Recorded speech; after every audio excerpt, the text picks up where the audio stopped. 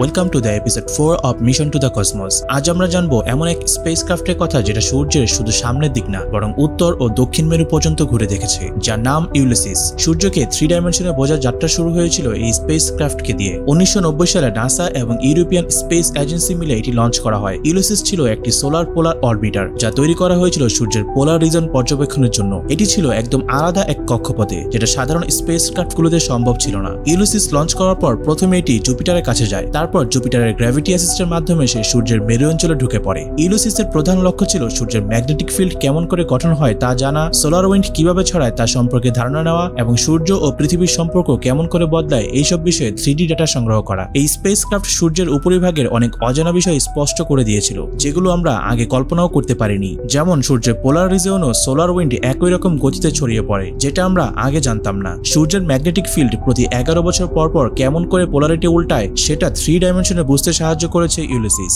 এছাড়াও সূর্যের আশেপাশে থাকা কসমিক রে কিভাবে সৌরচম্বক বলয়ে বাঁক নেয় সেটা ডেটা দেয় ইউলিসিস। প্রায় 18 বছর অ্যাক্টিভ ছিল এই ইউলিসিস, যা আমাদের সূর্য সম্পর্কে অনেক অজানা তথ্য দিয়েছে। এই সিরিজের পরবর্তী এপিসোডগুলো দেখার জন্য আমাদের সাথেই থাকুন।